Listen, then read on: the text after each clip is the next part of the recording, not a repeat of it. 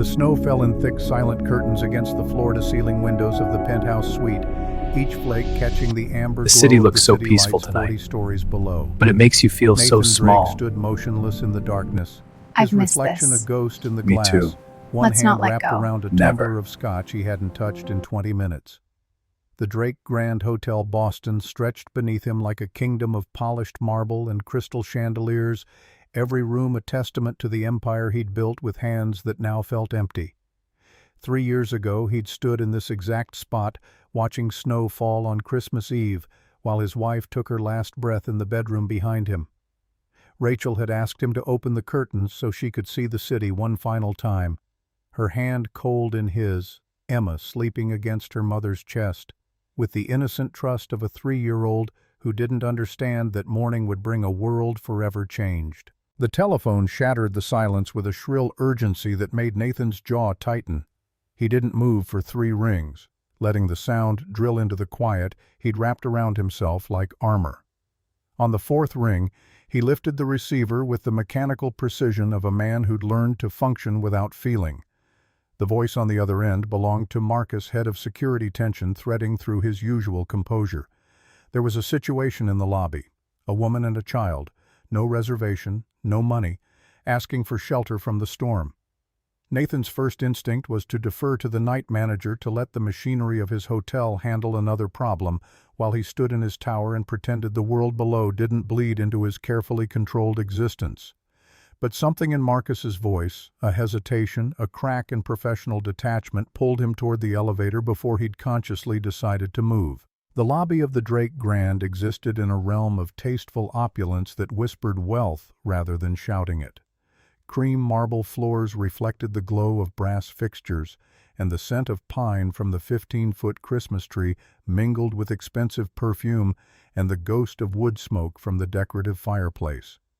Nathan emerged from the private elevator in his shirt sleeves tie loosened, aware that he looked more human than he had in months, and not caring enough to correct it. He spotted them immediately because they didn't belong a disruption in the careful choreography of his world. The woman stood near the concierge desk with her spine straight despite exhaustion that carved shadows beneath her eyes, one hand resting on the shoulder of a girl who couldn't have been older than 8. The child wore a thin jacket meant for autumn, not the blizzard raging outside, and her lips held a faint blue tinge that made something twist in Nathan's chest. The woman's clothes had been nice once before, too many washes and too many nights sleeping in them had worn the fabric thin. Her hair, dark and pulled back in a practical ponytail, framed a face that might have been beautiful if desperation hadn't etched itself into every line. The night manager, Peterson, stood behind the desk with the expression of a man defending territory against invaders. His voice carried across the lobby with the polished courtesy that barely masked contempt. There were shelters, churches, resources for people in their situation.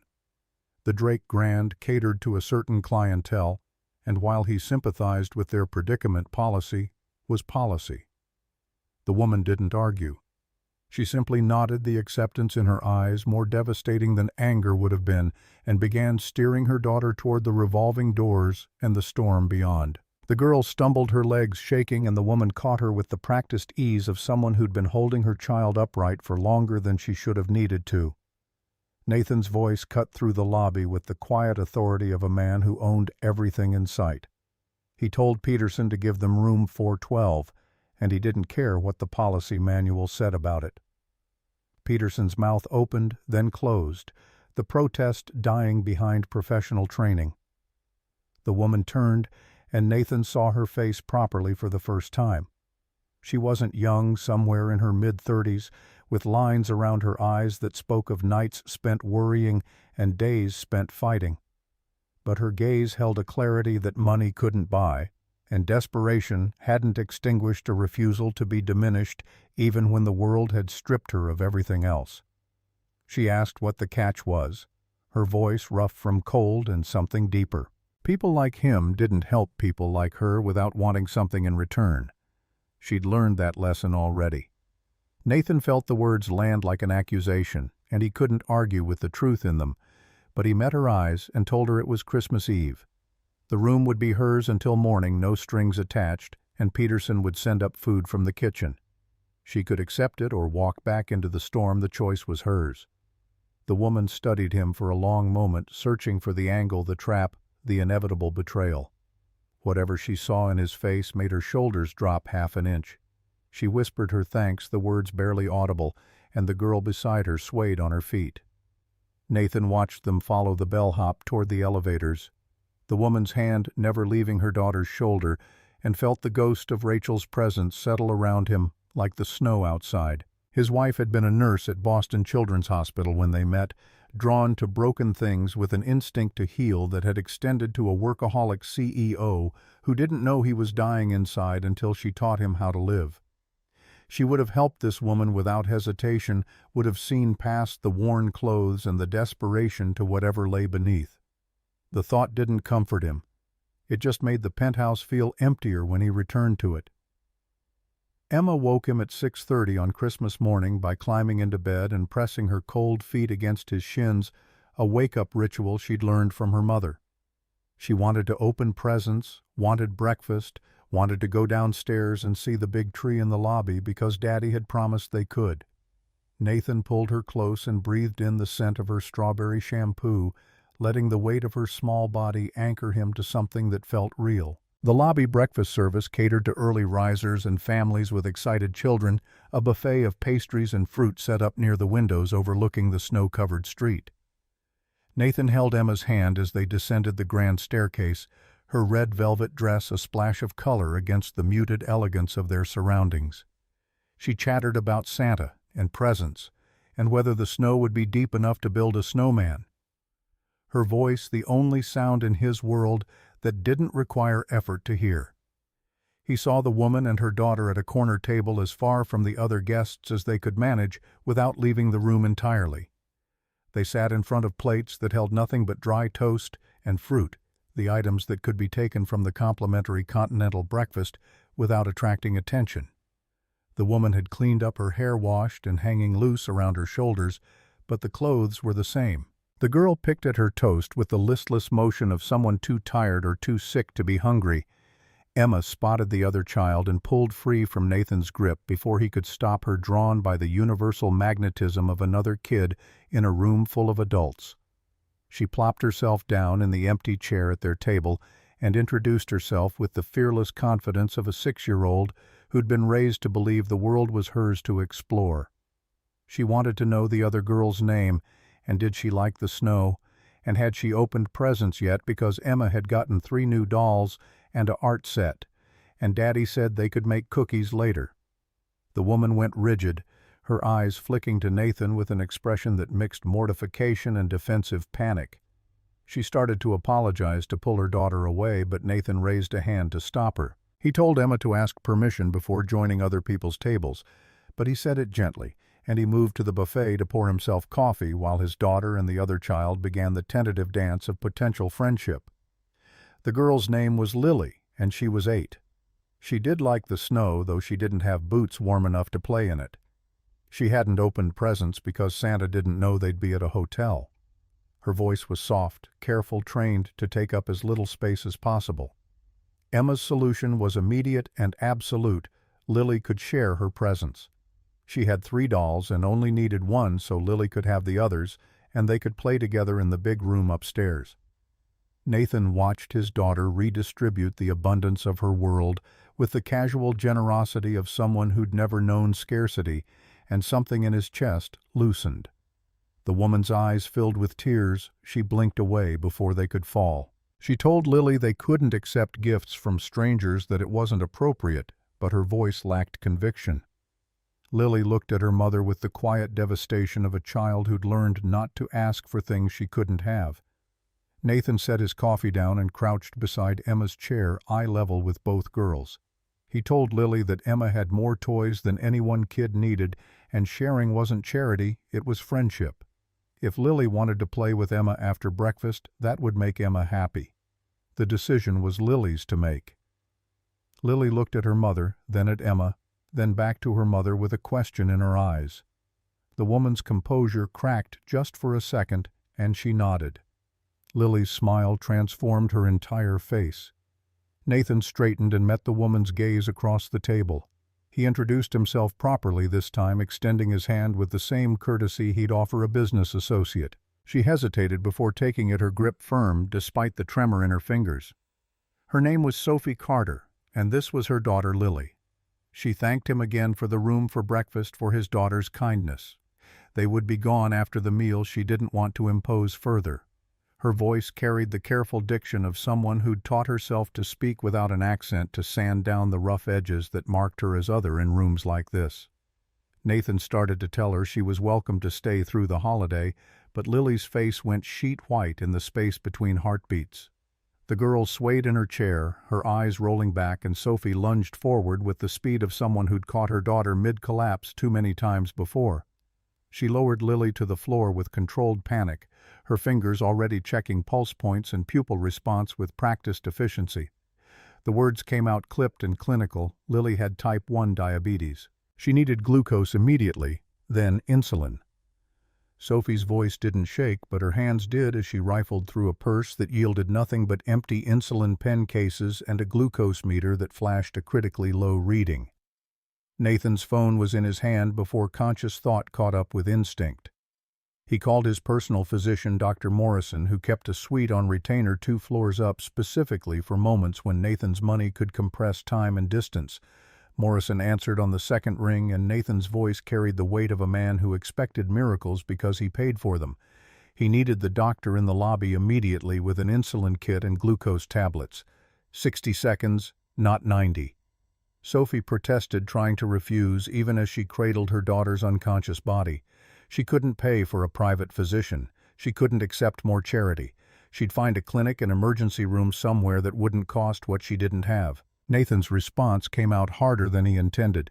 He asked if her pride was worth more than her daughter's life, and he watched the words land like a slap.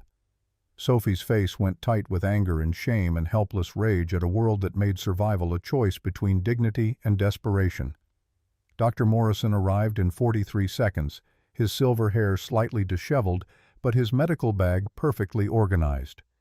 He worked with the calm efficiency of a man who'd handled enough emergencies to know that panic helped no one.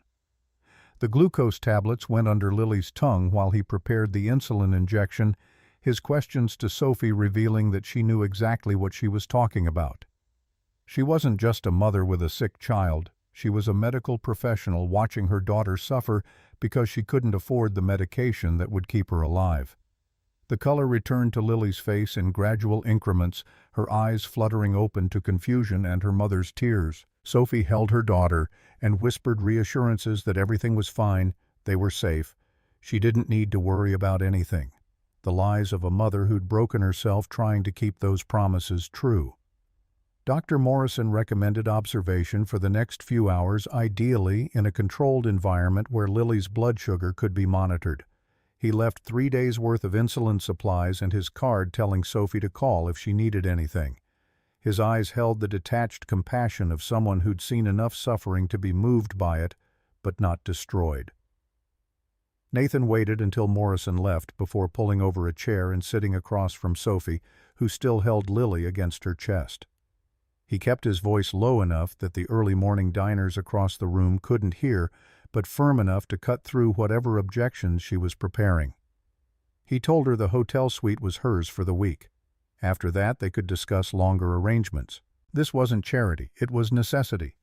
Her daughter needed stability, consistent meals, climate control, and access to medical care. She could refuse walkout and try to manage Lily's condition while living in whatever vehicle had brought them here, or she could accept help long enough to find solid ground beneath her feet. Sophie's laugh came out bitter and broken. She asked what he wanted in return, what price came attached to his generosity. Men like him didn't rescue women like her without expecting payment, and she'd rather starve than sell the only thing she had left that anyone might want. The accusation hit Nathan like a physical blow, and he felt his own anger rise to meet hers. He stood putting distance between them before he said something that would confirm every assumption she'd made about him. He told her the suite was available with or without her in it. If she believed the worst of him, that was her choice. But he wouldn't watch a child suffer when he had the power to prevent it, and if that made him the villain in her story, he'd learn to live with worse. He walked away before she could respond, his hand finding Emma's automatically. His daughter asked if Lily was okay, if they could still play later, if the lady was sad. Nathan told her Lily would be fine, and yes, they could play if Lily's mother agreed, and sometimes people were sad for reasons that had nothing to do with Emma. The rest of Christmas passed in the strange, suspended reality of a hotel during the holidays. Nathan fielded calls from his mother Margaret, who wanted to know why he wasn't at her estate in Newport for the traditional Drake family gathering. He told her Emma had a cold and travel wasn't advisable, the lie coming easily after 3 years of practice. Margaret's disapproval carried clearly through the phone line. She'd tolerated his grief for an acceptable mourning period, but 3 years of self-imposed isolation was becoming unseemly. The Drake name required a certain standard of social engagement, and Nathan was failing to uphold it. He hung up before the conversation could deteriorate further and found Emma in the hotel's game room playing dolls with Lily, while Sophie sat nearby with a book she wasn't reading. The woman's eyes tracked every movement her daughter made, cataloging each breath and gesture for signs of distress. Nathan recognized the vigilance. He'd done the same thing with Emma, after Rachel died, terrified that the universe would take his daughter too. Sophie looked up as he entered, and the defiance from that morning had softened into something more complicated. She asked if they could talk, and Nathan followed her to a corner where the girls' laughter wouldn't mask their conversation. She apologized for what she'd said earlier. It wasn't fair to assume the worst of him when he'd done nothing but help. She was used to kindness coming with conditions, but that didn't make it right to paint him with the same brush as the men who'd taught her that lesson. Nathan accepted the apology with a nod, but he didn't pretend her words hadn't cut. He told her he understood wariness the world had earned her suspicion honestly. But he asked her to consider that maybe just this once, help was simply help. Sophie studied him with the intensity of someone trying to see past expensive clothes and easy authority to whatever truth lay beneath. She asked what he did, what made him the kind of person who could offer hotel suites and private physicians without blinking. The question wasn't mercenary, it was practical, an assessment of whether his resources were stable or temporary, whether accepting help would mean trading one uncertainty for another. Nathan told her he owned the hotel, and 12 others across the country, part of the Drake Hospitality Group his grandfather had founded, and his father had expanded before dying young and leaving Nathan to build an empire from inherited ambition. The words felt hollow in his mouth, a recitation of accomplishments that meant nothing measured against the weight of Lily's small body seizing in her mother's arms. Sophie's expression didn't change, but something shifted behind her eyes, a recalibration of threat assessment, a recognition that the gulf between them was wider than she'd imagined. She asked what he wanted from her, and this time the question carried genuine confusion rather than accusation. Nathan told her the truth because lies took more energy than he had to spare. He didn't want anything, but he'd watched his wife die despite having access to the best medical care money could buy, and he'd learned that some suffering could be prevented if someone with resources chose to act. His daughter was alive and healthy and had everything she needed. Lily deserved the same chance. That was the extent of his motivation. Sophie's eyes filled again, but these tears fell unchecked. She asked how long the sweet offer stood, her voice barely above a whisper. Nathan told her a week to start. After that, they'd figure something out. She had medical training, he'd seen it in how she handled Lily's crisis. If she wanted work, he could use a qualified nurse on staff. The hotel had guests who occasionally needed medical attention, and having someone available would save him the hassle of calling Morrison every time someone overindulged at the bar. The offer hung between them, both of them aware it was a lifeline dressed up as employment. Sophie's pride warred with necessity across her face, and Nathan waited while she made the calculation. Every desperate person eventually faced how much dignity could she afford to keep. She told him she'd take the work, but with conditions. She'd pay rent on the suite, whatever the standard rate was, she'd cover it. She wouldn't be a charity case, wouldn't owe him anything beyond fair compensation for fair work. If he couldn't agree to that, she'd find somewhere else to go. Nathan wanted to argue that rent on a luxury suite would consume her entire salary, that her pride was going to price her right back into homelessness. But he saw the steel in her spine and recognized it as the only thing holding her together. He agreed to $500 a month, knowing the suite normally commanded $800 a night, and watched relief war with suspicion across her face. She knew the numbers didn't add up, knew he was giving her a fictional rate to preserve her dignity. But she accepted it anyway, shaking his hand to seal an arrangement that benefited her far more than him.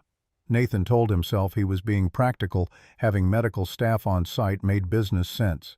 He didn't examine too closely why that staff member needed to be Sophie Carter specifically, or why the thought of her leaving the building made his chest tighten with something uncomfortably close to panic. The first week passed in a strange domesticity that Nathan hadn't experienced since Rachel's death. Emma discovered that having another child in the building meant constant playmates and adventure, and she dragged Lily through the hotel's various amenities with the enthusiasm of a tour guide showing off her kingdom. Sophie shadowed them at first, unable to let her daughter out of sight, but gradually relaxed as she observed the careful way Emma looked after her new friend. Nathan found excuses to be present more than his schedule required. He'd spent 3 years avoiding the hotel's social spaces, conducting business from his office or penthouse, and treating the empire he'd built as a machine that ran without requiring his presence. Now he discovered reasons to check on the restaurant's lunch service, to review the concierge desk's performance, to ensure the game room had adequate supervision. The fact that these inspections coincidentally occurred when Emma and Lily were present was something he didn't acknowledge. Sophie started work after 72 hours of rest, and regular meals had taken the edge off her exhaustion.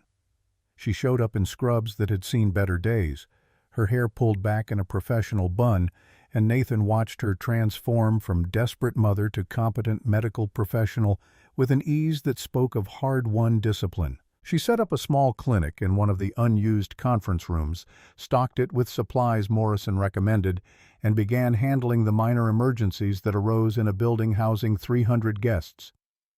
Nathan found himself inventing reasons to visit her clinic: a headache that required aspirin, a question about Emma's vaccination schedule, a request for her opinion on upgrading the hotel's first aid supplies.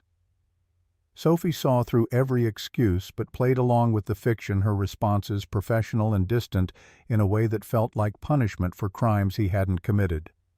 2 weeks into the arrangement, Margaret Drake descended on the hotel unannounced, her silver Bentley pulling up to the entrance with the imperious timing of someone who expected the world to rearrange itself around her schedule. Nathan got the warning from the front desk and considered fleeing to his office, but cowardice had never been his style. He met his mother in the lobby and watched her survey her surroundings with the critical eye of someone looking for flaws to correct. Margaret Drake had been beautiful once before bitterness and disappointment had carved her face into elegant severity. She dressed like old money because she was old money, her clothes understated in a way that cost more than ostentation.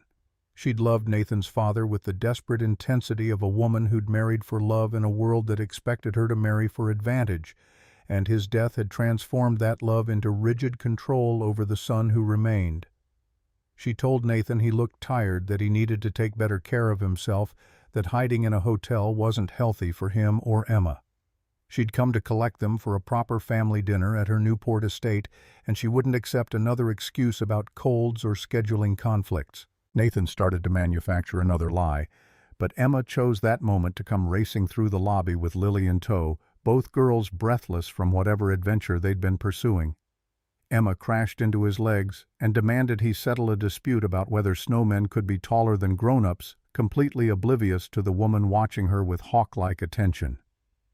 Margaret's gaze shifted from Emma to Lily, cataloging the cheaper clothes and the medical alert bracelet, and the way Lily's eyes went wide with nervous uncertainty under adult scrutiny.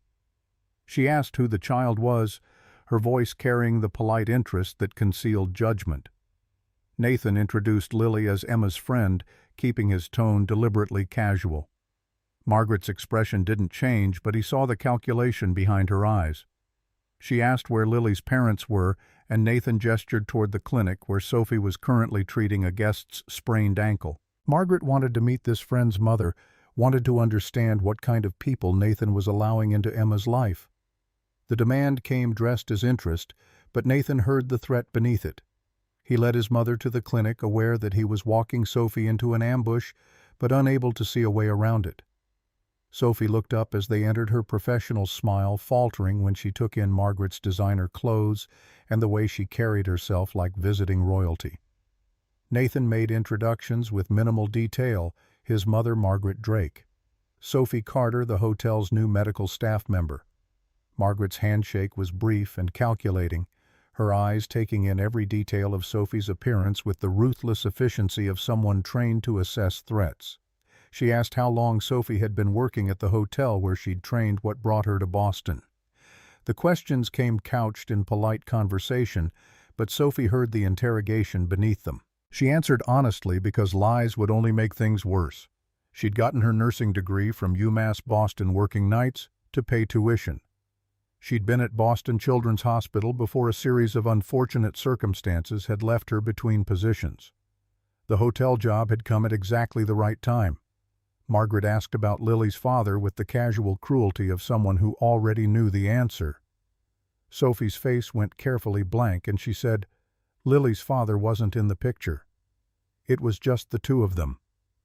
The temperature in the room dropped several degrees. Margaret turned to Nathan with a smile that didn't reach her eyes and suggested they continue this conversation somewhere more private. Nathan saw Sophie's shoulders tighten, saw her recognize the threat that was about to descend, and he felt something fierce and protective rise in his chest. He told his mother they could talk in his office, his voice carrying an edge that made Margaret's eyebrows rise. They left Sophie standing in her clinic, and Nathan knew with absolute certainty that his mother was about to make his life significantly more complicated. Margaret waited until they were behind closed doors before dropping the pretense of civility. She asked if he'd lost his mind bringing a homeless woman and her sick child into his hotel and into Emma's life.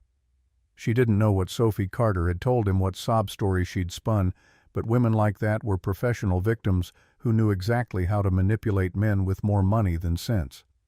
Nathan's anger crystallized into something cold and focused. He told his mother that Sophie Carter had saved her granddaughter from choking on fear and isolation, that Emma had smiled more in the past 2 weeks than in the previous 2 years, and if Margaret couldn't see the value in that, it said more about her than about Sophie. Margaret's voice went dangerously soft. She asked if Nathan was sleeping with this woman, if he'd become so desperate for companionship that he'd picked up the first attractive homeless person who crossed his path. She reminded him that Rachel had been gone 3 years, that moving on was natural, but there were appropriate ways to do so. Ways that didn't involve charity cases with questionable backgrounds and chronic medical bills. The words hit Nathan like acid burning through the careful control he'd maintained. He told his mother to leave, his voice shaking with the effort of not shouting. She'd insulted him, insulted Sophie, and demonstrated exactly why he'd been avoiding family gatherings. If she wanted to be part of Emma's life, she'd learn to accept the people Nathan chose to have in his own life. If she couldn't manage that basic courtesy, she could go back to Newport and wait for an invitation that wasn't coming. Margaret stood her composure perfect, despite the rage in her eyes. She told him he was making a mistake, that this woman would destroy everything he'd built, that he was letting grief cloud his judgment. She'd see herself out, but this conversation wasn't finished. Nathan waited until she left before allowing himself to shake. He'd never spoken to his mother that way, had never drawn a line so clearly between her expectations and his autonomy. The confrontation left him feeling raw and exposed, aware that he'd just burned a bridge he might need later, but unable to regret it. He found Sophie in the hallway outside the clinic, clearly having heard enough through the door to understand what had just happened. Her face was pale, her hands twisted together in front of her, and she started apologizing before he could speak. She'd known this would happen, had known that being around him would cause problems. She'd pack their things tonight, find somewhere else to go. She couldn't be responsible for destroying his relationship with his mother, couldn't live with being the reason Emma lost her grandmother. Nathan's response came out fiercer than he intended. He told her she wasn't going anywhere, that his mother's opinions were her own problem, that Sophie and Lily had done nothing wrong. If Margaret couldn't handle basic human decency, that reflected on her character, not theirs. Sophie searched his face, looking for the catch, the moment when his kindness would curdle into expectation or demand. Nathan held her gaze and let her see the truth. He was angry, but not at her. Protective, but not possessive. Determined that the pattern of loss and abandonment that had defined both their lives wouldn't claim one more casualty. She asked why he was doing this, why he cared what happened to her and Lily. They were nothing to him. Strangers he'd met 2 weeks ago, people whose problems weren't his responsibility. Nathan told her about Rachel, about loving someone who saw the world through a lens of compassion he'd never possessed naturally, who'd taught him that having the power to help created the obligation to act. Rachel had died anyway, despite his money and his connections and his desperate bargaining with a God he didn't believe in. But before she left, she'd made him promise to keep seeing the world the way she saw it, full of people worth saving, even when saving them cost something. Sophie's eyes filled with understanding, and something that might have been grief for the woman she'd never meet. She asked what Rachel had been like, and Nathan found himself talking about his wife for the first time since her funeral. The words came haltingly at first, then easier stories about Rachel's terrible cooking and her habit of bringing home stray animals and the way she'd made him laugh when he was drowning in corporate politics and family expectations. Sophie listened without interrupting, and when he finished, she told him Rachel would have been proud of what he was doing. The observation landed with unexpected weight, and Nathan felt something loosen in his chest. Permission maybe to move forward without feeling like he was leaving Rachel behind. The moment stretched between them, intimate in a way that had nothing to do with attraction and everything to do with seeing another person clearly. Then Lily's voice called from the game room, asking if her mom could help with something, and the spell broke. Sophie excused herself with a small smile, and Nathan watched her go, aware that something had shifted between them, but unable to name it. He returned to his office and tried to focus on quarterly reports, but the numbers blurred into meaningless columns, while his mind replayed the conversation with his mother and the look in Sophie's eyes when she'd asked why he cared. 3 days passed in careful normalcy. Margaret didn't call, didn't send emissaries, didn't appear with lawyers or demands. The silence felt more ominous than confrontation would have been. Nathan knew his mother well enough to recognize strategic retreat. She was planning something, gathering information, preparing for a battle she intended to win. Sophie maintained professional distance, treating Nathan with the same courteous efficiency she showed all hotel guests who needed medical attention. The easy camaraderie that had started to build between them retreated behind walls of propriety, and Nathan found himself mourning its loss while respecting her need for boundaries. Emma and Lily remained inseparable, their friendship deepening with the intensity unique to children who'd found kindred spirits. They created elaborate games that spanned the hotel's public spaces, built pillow forts in the suite Sophie and Lily shared, and developed a language of inside jokes that excluded the adults around them. Nathan watched his daughter bloom under the influence of consistent companionship and felt gratitude war with concern about what would happen when this arrangement inevitably ended. On the 4th day, David Carter walked into the Drake Grand Hotel lobby like he owned it, his cheap suit and cheaper cologne, announcing his presence before he reached the front desk. Nathan was reviewing schedules in his office when security called to report an incident, a man demanding to see Sophie Carter, claiming to be her husband, creating a scene when told she wasn't available. Nathan descended to the lobby with his pulse hammering in his ears and found the man whose face he recognized from Sophie's carefully maintained silence. David Carter was handsome in the way of men who'd learned to weaponize charm, his smile practiced and his eyes calculating every angle. He spotted Nathan and his expression shifted to aggressive friendliness, the demeanor of someone about to propose a mutually beneficial arrangement.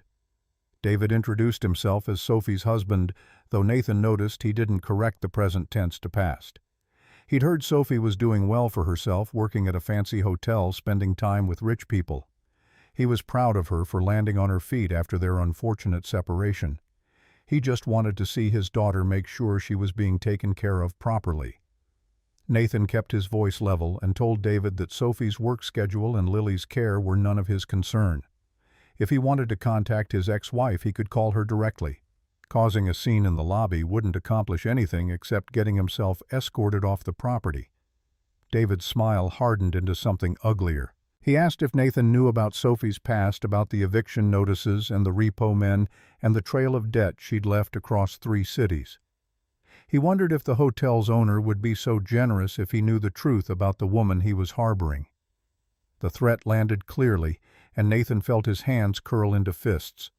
He told David he had 10 seconds to leave the building before security threw him out. David's expression cycled through calculation and rage before settling on false hurt. He was just trying to protect his daughter, make sure Sophie wasn't taking advantage of anyone's kindness. He'd go for now, but this wasn't finished. Nathan watched him leave and immediately called Sophie's clinic. She answered on the second ring, her voice professional, until he told her David had been there.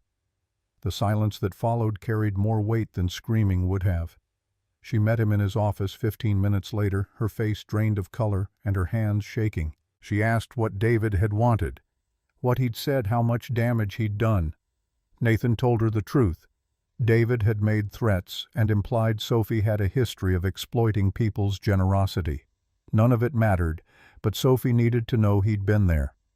Sophie collapsed into the chair across from Nathan's desk and told him everything. How she'd met David when she was 25 and drowning in student loans, how his confidence and easy money had seemed like salvation, how the money had turned out to come from insurance fraud and securities schemes, how she'd been too naive to recognize the warning signs until federal investigators showed up at their apartment, how she'd cooperated with authorities, testified against David, and watched him go to prison for 5 years while she rebuilt a life from the wreckage of his choices. She'd moved to Boston for a fresh start, gotten hired at Children's Hospital, thought she'd finally escaped. Then Lily got diagnosed with diabetes and the medical bills started mounting, and Sophie lost her job when she couldn't maintain the required schedule around Lily's care needs. They'd burned through her savings in 3 months, lost their apartment in 6, ended up living in her car because shelters wouldn't let them stay together. David had been released 4 months ago and had been tracking her ever since, showing up whenever she started to stabilize. He didn't want custody of Lily. He wanted money, leverage, whatever he could extract from Sophie's desperation. She'd been running from him when she ended up at the Drake Grand that snowy Christmas Eve. Nathan listened without interrupting, watching Sophie strip away the privacy she'd guarded so carefully and expose wounds that hadn't healed. When she finished, she looked at him with exhausted resignation and said she understood if he wanted her gone. She'd pack tonight, disappear before David could cause more problems. Nathan's response was immediate and absolute. She wasn't going anywhere. David Carter was a coward and a bully, and Nathan had dealt with worse in boardrooms and courtrooms. If David came back, security would handle him. If he tried legal action, Nathan's lawyers would bury him. Sophie had done nothing wrong except survive, and Nathan refused to punish her for that. Sophie's composure finally cracked, tears spilling down her face as 3 years of running and hiding and fighting caught up with her. She asked why Nathan kept helping her, what he got out of protecting people who couldn't protect themselves. The question carried genuine confusion, as if kindness without transaction was a language she'd forgotten how to speak. Nathan told her the truth that had been building since Christmas Eve. He'd spent 3 years frozen in grief, going through the motions of living without feeling any of it. Emma had become a ghost in her own life, polite and quiet, and afraid to demand too much from a father who was physically present but emotionally absent. Then Sophie and Lily had walked into his lobby and something had shifted. Emma laughed again, smiled again, acted like a child instead of a miniature adult trying not to be a burden. That was worth protecting, worth fighting for, worth whatever confrontation with his mother or threats from Sophie's ex-husband the situation demanded. Sophie wiped her eyes and asked what happened next. Nathan told her they'd deal with whatever came, but she needed to stop running. Running had kept her alive, but it wouldn't let her build the life she and Lily deserved. The conversation left them both raw and exposed, sitting across from each other in the gathering darkness of a winter afternoon, while snow continued to fall outside. Nathan felt the barrier between them thin to transparency, felt the dangerous pull of connection to someone who understood loss and survival in ways his privileged existence had never taught him. Sophie stood to leave and Nathan told her to take the rest of the day off. She started to protest, but he insisted. She'd given him honesty, he could give her space to recover from it. She paused at the door and turned back, her voice soft. She told him Rachel had been lucky to have him, and she hoped he knew that. Nathan felt the words settle around the hollow place where his wife used to be, not filling it but acknowledging its existence with gentleness. After Sophie left, Nathan stood at his window and watched night claim the city. Somewhere below, Emma and Lily were probably building another pillow fort or staging another elaborate adventure. Somewhere beyond the city limits, David Carter was planning his next move. Somewhere in Newport, Margaret was sharpening her weapons for a war Nathan hadn't realized he'd declared. But in this moment, in this room, Nathan felt something he hadn't experienced in 3 years, the dangerous, terrifying possibility that life might contain more than just survival, that somewhere in the wreckage of the past and the uncertainty of the future there might be room for the kind of connection Rachel had taught him to value. The thought was both comfort and threat, promise and warning. Nathan didn't know what came next. He only knew he was done running from it. David Carter returned 3 days later with a lawyer and a custody petition claiming Sophie was an unfit mother who'd abandoned stable housing to live as a kept woman in a billionaire's hotel. The papers arrived via process server at 7 in the morning, handed to Sophie while she supervised Emma and Lily's breakfast in the penthouse dining room. Nathan watched the color drain from her face as she read the legal language that twisted every act of survival into evidence of negligence. The petition outlined a case built on distortion and half-truths. Sophie had no permanent residence. She'd lost her hospital position due to unreliability. She was cohabiting with a man to whom she wasn't married in exchange for room and board. Lily's medical care was being funded by a stranger rather than her biological father, who was now gainfully employed and capable of providing proper stability. The court date was set for 14 days out, barely enough time to mount a defense.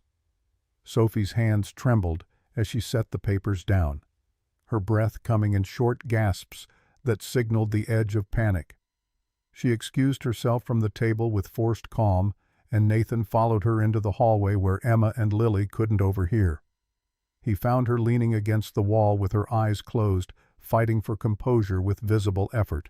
The words came out broken. She had to leave, had to disappear before the court date. David would destroy her in front of a judge, would make her sound like exactly the kind of mother who deserved to lose custody. She couldn't fight him with lawyers who cost more per hour than she'd made in a week.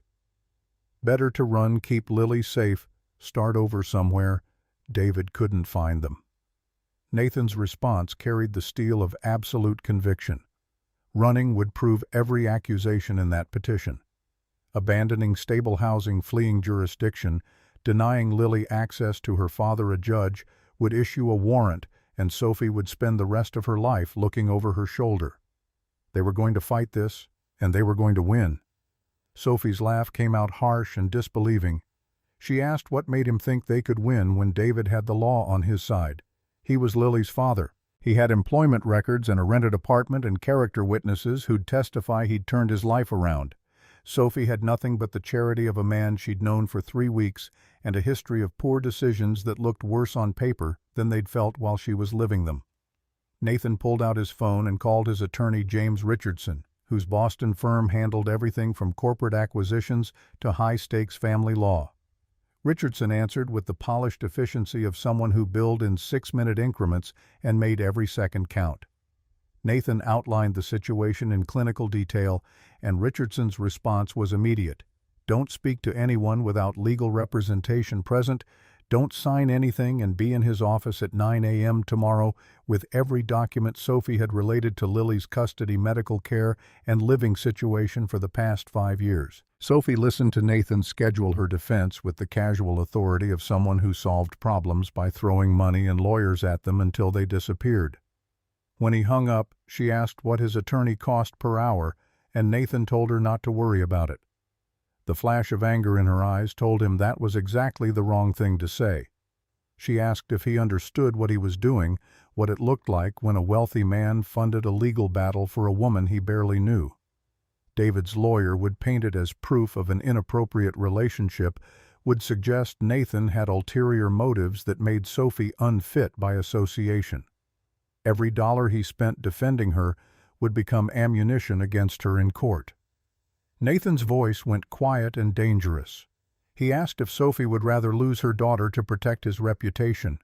The question landed like a slap, and Sophie recoiled from the unfairness of it even as she recognized the truth. She was trapped between two impossible choices, and both roads led to judgment.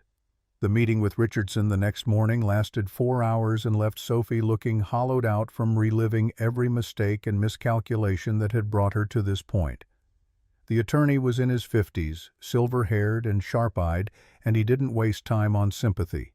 He cataloged the weaknesses in Sophie's position with brutal honesty: the job loss, the homelessness, the connection to David's criminal activities, even though she'd been cleared of wrongdoing.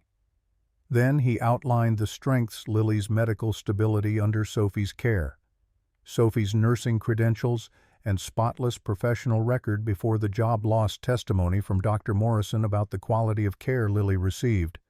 The wild card was Nathan. Richardson turned his analytical gaze on his client and asked point-blank about the nature of the relationship between Nathan and Sophie. Romantic involvement would complicate the case significantly. Platonic friendship with clear professional boundaries was defensible. Where did the truth fall?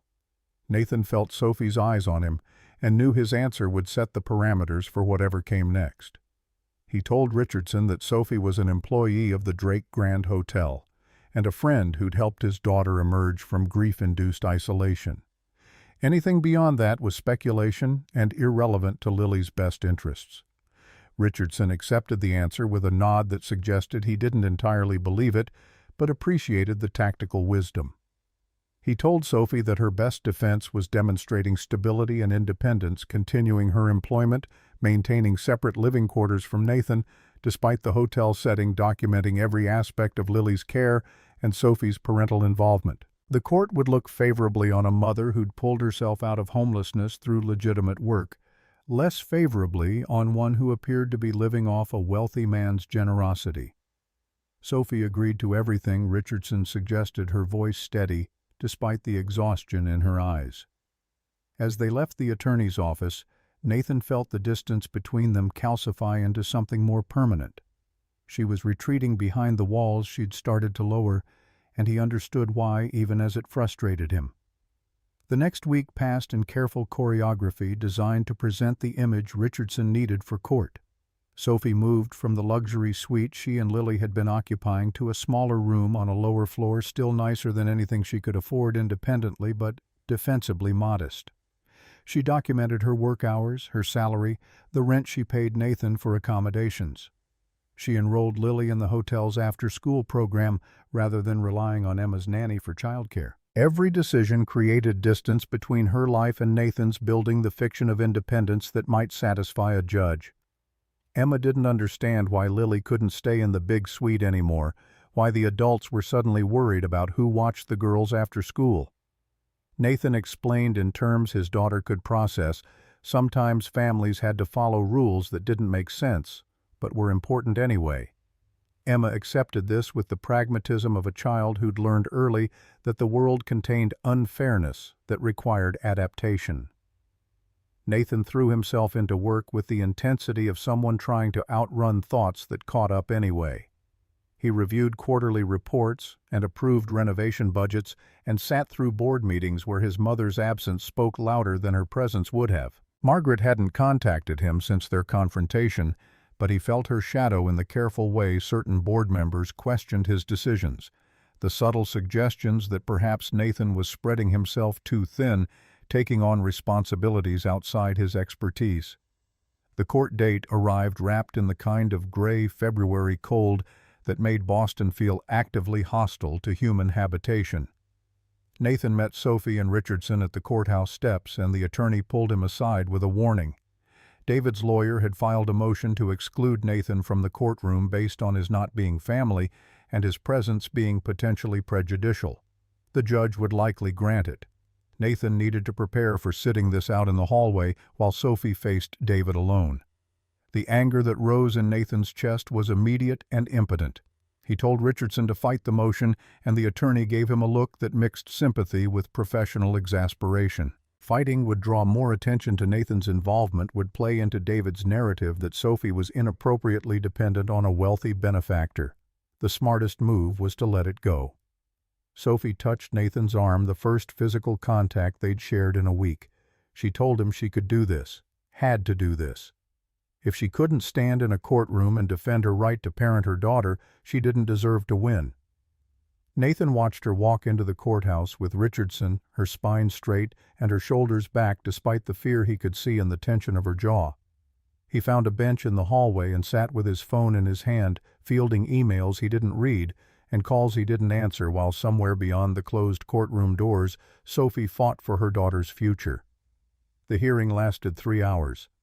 Nathan tracked time by the progression of light through the courthouse windows, morning brightness fading into afternoon gray. He tried not to imagine what was happening inside, what questions David's attorney was asking, what picture they were painting of Sophie's life and choices. He failed spectacularly, his mind conjuring nightmare scenarios where judges ruled based on wealth and credentials rather than love and sacrifice. When the courtroom doors finally opened, Sophie emerged looking like she'd aged a decade in 3 hours.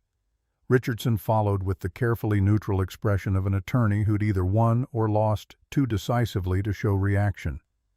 Nathan stood and Sophie met his eyes with something that might have been defeat or might have been exhausted relief. The judge had ruled in Sophie's favor, but with conditions.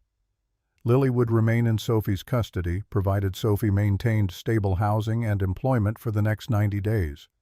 A court-appointed social worker would conduct home visits and interview Lily about her living situation. David would receive supervised visitation rights every other weekend, and Sophie would be responsible for ensuring Lily attended those visits. If any of these conditions were violated, custody would be immediately transferred to David pending a full review. It was a victory that felt like a trap. 90 days of perfect behavior, of documented stability, of proving she deserved what should have been her inalienable right to parent her child. Sophie thanked Richardson with mechanical politeness and walked past Nathan toward the courthouse exit without speaking. He caught up with her on the steps, and she turned to face him with eyes that held too much. She told him she was grateful for his help, for Richardson's representation, for everything he'd done. But she needed to do the next 90 days on her own terms without anyone able to claim she was relying on his money or influence. She'd continue working at the hotel, but she needed to find an apartment she could afford independently, needed to prove to the court and to herself that she could provide for Lily without a safety net. Nathan started to argue that pride was a luxury she couldn't afford, that finding an apartment in Boston on her salary while covering Lily's medical expenses was mathematically impossible. Sophie cut him off with quiet ferocity. She asked if he'd heard anything she said in that courtroom, anything David's lawyer had used against her. Every kindness Nathan had shown had been twisted into evidence of her inadequacy. She couldn't keep accepting his help without proving their point. The logic was irrefutable and infuriating. Nathan told her he understood, hated it, but understood. He asked what she needed from him, and Sophie's answer came out barely above a whisper. Space. Time. The chance to stand on her own feet without anyone, David, the court, or Nathan, holding her up. Nathan drove back to the hotel alone, his hands tight on the steering wheel and his mind replaying the look in Sophie's eyes when she'd asked for distance. He'd told Richardson their relationship was professional and platonic, had meant it when he said it, but somewhere in the past month that truth had developed complications he hadn't examined. He cared about Sophie in a way that went beyond charity or friendship, and her need for independence felt like rejection, even though he understood it was survival. Emma asked where Miss Sophie and Lily were when he returned to the penthouse, and Nathan explained that they'd be spending more time in their own room for a while. Emma's face fell with the particular devastation of a child who'd found a friend only to have arbitrary adult rules separate them. She asked if she'd done something wrong, if Miss Sophie was mad at her, and Nathan pulled his daughter close and promised it had nothing to do with her. That night he stood at his window and watched snow fall over the city. the anniversary of Rachel's death approaching with its familiar weight. 3 years since he'd lost the woman who'd taught him how to care about things beyond quarterly earnings and market share. 3 years of sleepwalking through a life that looked successful from outside and felt empty from within. Meeting Sophie and Lily had cracked something open, and now he had to watch Sophie walk away because his help had become a weapon someone else could use against her. The irony was suffocating. Sophie found a studio apartment in Dorchester 2 weeks later, 40 minutes from the hotel by subway, in a building where the heat worked sporadically and the walls were thin enough to hear neighbors arguing in 3 languages. The rent consumed half her salary, and Lily's insulin supplies took another quarter, leaving barely enough for food and transportation. Sophie made it work through a combination of careful budgeting and occasional skipped meals that she hid from her daughter with the practiced deception of mothers who'd gone hungry so their children could eat. The social worker, a tired woman named Patricia Chen, who'd seen too many cases like this, visited on a Thursday afternoon. She inspected the apartment's single room, noted the neatly made futon that served as both couch and bed, observed the small refrigerator stocked with healthy food, and the careful organization that made poverty look like a lifestyle choice rather than a sentence. She interviewed Lily privately, asking questions designed to uncover neglect or abuse or inappropriate influence. Lily told Mrs. Chen that her mommy worked hard and took good care of her, that they didn't have much money but they had each other, that she missed living at the big hotel and playing with Emma every day, but she understood sometimes families had to make sacrifices. The 8-year-old's composure and vocabulary would have been impressive in different circumstances. In this context, they were heartbreaking evidence of a child who'd learned to perform stability to protect her mother. Patricia Chen wrote her report with the clinical detachment required by her profession, but she noted in the margins where judges wouldn't read, but she would remember that Sophie Carter loved her daughter with a fierceness that transcended circumstances. The apartment was adequate. The child was healthy and well cared for. The mother was doing everything humanly possible with resources that fell criminally short of what any parent needed. Chen's recommendation would support continued custody, but her personal opinion was that the system had once again punished poverty while calling it protection. Nathan learned about the social worker's visit through Sophie's carefully neutral email updating him on her situation. She was meeting all the court's requirements. Lily was adjusting to their new living arrangement. The supervised visits with David were proceeding without incident, though they left Lily anxious and withdrawn for days afterward. Sophie thanked Nathan again for his support and reminded him that she'd fulfill her employment obligations at the hotel, but would need flexibility in her schedule to accommodate Lily's needs. The email's professional tone was a wall Nathan couldn't scale without making things worse. He responded with equal formality, assured her the hotel would work around her schedule, and offered to have Dr. Morrison continue monitoring Lily's diabetes management. Sophie accepted the medical support. Pride had limits when her daughter's health was at stake, but declined his suggestion of advance payment on her salary to help with moving expenses. Emma asked every day when Lily was coming back, when they could have another sleepover, when things would go back to normal. Nathan had no answers that satisfied a 6-year-old's understanding of fairness. He tried to explain that sometimes people needed privacy, that Lily and her mom were building their own home, that friendship didn't require living in the same building. Emma listened and seemed to accept his explanations, but he caught her staring out windows with the particular loneliness of an only child who'd briefly experienced what it meant to have a sister. Valentine's Day arrived with the aggressive commercialism that made Nathan grateful he no longer had to navigate the performance of romance. The hotel lobby filled with flower deliveries and couples checking in for romantic weekends, and Nathan spent the day in his office avoiding the visible happiness that felt like judgment. He worked until the numbers on his screen blurred together, and his assistant reminded him that Emma's school had early dismissal for a Valentine's party. He picked up his daughter and found her clutching a handful of homemade valentines from classmates, her face carefully neutral in a way that signaled suppressed emotion. In the car, she handed him one more card, this one carefully crafted from red construction paper and white doilies with, "To Mr. Nathan from Lily," written in a child's uncertain cursive. Inside, Lily had drawn a picture of Emma and herself holding hands with a heart between them and the words, "Best friends forever," in purple crayon.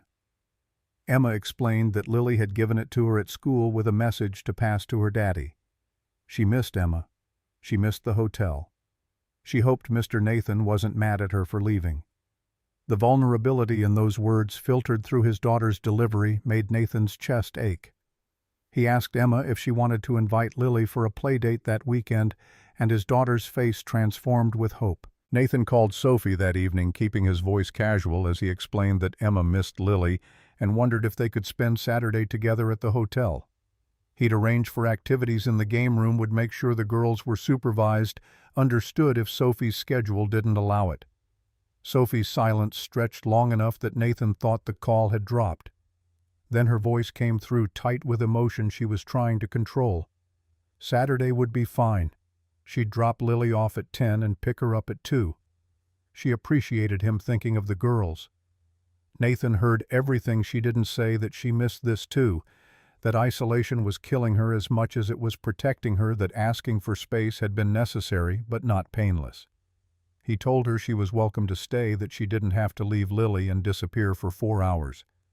The offer hung between them, and Sophie's refusal came gently but firmly. The girls needed time together. The adults needed boundaries. Saturday arrived cold and bright, and Lily showed up holding Sophie's hand with the kind of anxious excitement that came from anticipating something wonderful after weeks of disappointment. Emma met them in the lobby, and the two girls collided in a hug that made several guests smile. Sophie's eyes met Nathan's over their daughters' heads, and something passed between them that was acknowledgement and apology and regret all woven together. She told Lily to be good, reminded her about checking blood sugar before snacks, promised to be back at exactly 2 o'clock. Lily nodded and grabbed Emma's hand, already pulling her toward the game room where adventures awaited. Sophie watched them go with the particular pain of a mother leaving her child in someone else's care, even when that someone was trustworthy. Nathan asked if she wanted coffee while she was here, just 20 minutes before she had to leave. No pressure. Sophie hesitated, and he saw the war play out across her face, the desire for connection versus the discipline of boundaries. She agreed to 20 minutes, and they found a quiet corner of the hotel's coffee shop where they could see the game room entrance but couldn't be overheard. They made small talk about the weather and Emma's school and Lily's adjustment to her new routine. The conversation was careful and surface level, both of them avoiding the weight of everything unsaid. Then Sophie's phone buzzed with a text that made her face go white. David had filed a new motion. He wanted to modify the custody arrangement to include overnight visits, claiming Lily needed exposure to a father figure and a stable 2-parent household now that he was engaged to be married. The hearing was scheduled for 3 weeks out, and his lawyer was arguing that Sophie's continued residence in a studio apartment demonstrated inability to provide appropriate living space for a growing child. Nathan watched Sophie's hands shake as she set her phone down. The careful control she'd maintained shattered, and she pressed her palms against her eyes like she could physically hold back tears through force of will. Her voice came out broken when she asked how this was happening, how David kept winning when he'd done nothing but hurt people and she'd done nothing but survive. Nathan's response was immediate and certain: David wasn't winning. He was desperate. Desperate people made mistakes, got sloppy, revealed their true motivations. Richardson would tear apart this new motion, would expose it as harassment rather than legitimate concern for Lily's welfare. Sophie just had to hold on. Sophie's laugh was bitter. She asked what she was supposed to hold on to her apartment that barely qualified as shelter, her salary that couldn't cover basic necessities, her daughter's increasingly anxious questions about why they had to visit the daddy who'd abandoned them.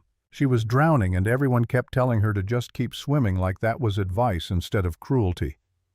Nathan reached across the table and took her hand before he could think better of it. The contact was electric and grounding all at once, and Sophie didn't pull away. He told her about Rachel's last months, about watching someone he loved disappear piece by piece while he stood helpless. About the rage and the bargaining and the desperate search for meaning and senseless suffering. About learning that sometimes all you could do was survive until morning, and then survive until morning again, until eventually the mornings started to feel less like punishment. Sophie's fingers tightened around his, and her eyes filled with tears she finally let fall. She asked if it got easier if the constant vigilance and fear and exhaustion ever stopped feeling like the only possible way to exist. Nathan told her the truth. It got different. Not easier, but different. The survival instinct that kept her moving would eventually make room for other things if she let it. They sat in silence while Sophie cried quietly, and Nathan held her hand and tried not to think about how natural this felt, how right it seemed to be the person she turned to when the walls came down. Eventually, she pulled herself together with visible effort, wiped her eyes, and apologized for falling apart on him. Nathan told her she had nothing to apologize for, that strength wasn't about never breaking it, was about breaking and choosing to get up anyway. Sophie met his eyes and asked what Rachel had seen in him. What had made a woman like that love a man who probably seemed emotionally unavailable and married to his work? The question surprised him into honesty. Rachel had told him once that she loved him because he cared ferociously about things, even when he pretended not to. Because underneath the corporate armor and family expectations, he had a capacity for loyalty and protection that would move mountains for people who mattered to him. She'd said her job was making sure he knew she mattered and teaching him to see himself the way she saw him. Sophie's smile was sad and understanding. She told him Rachel had been right, that whatever else was true, Nathan had shown up for her and Lily in ways no one else ever had.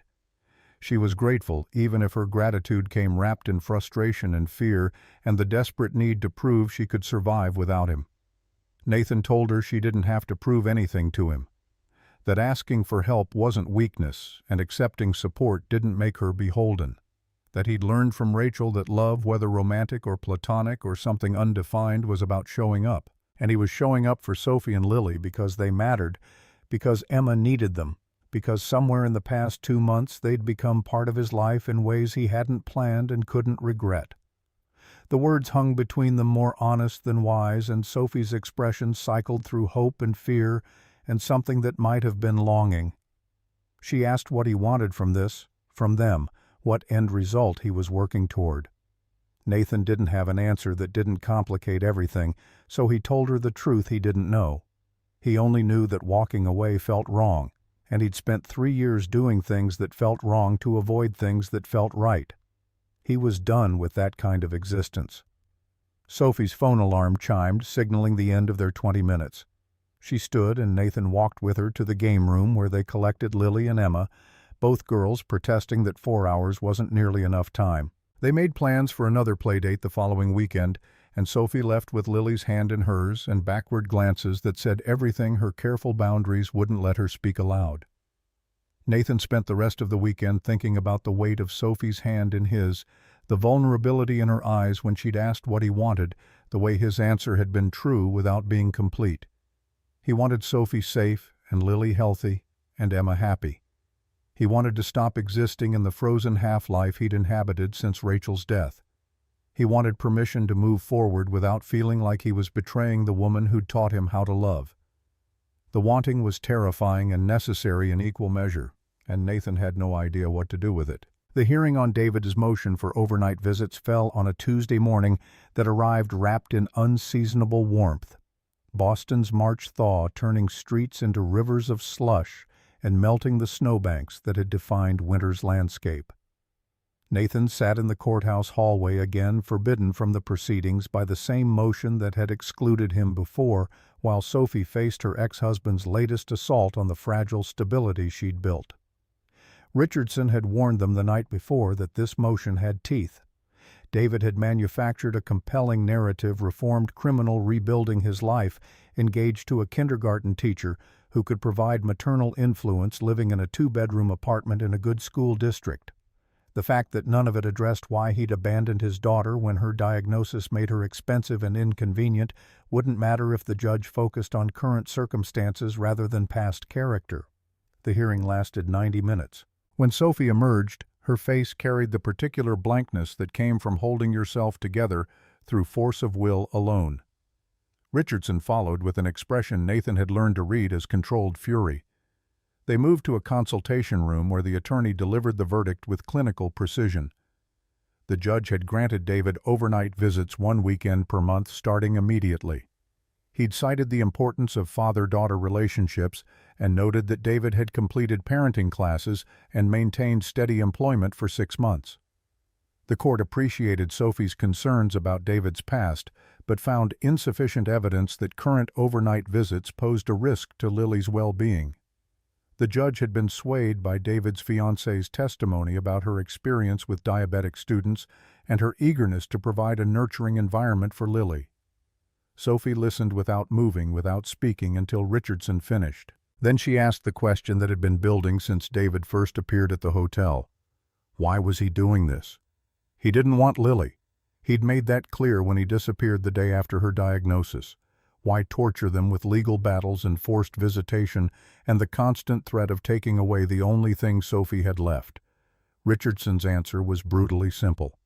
Control.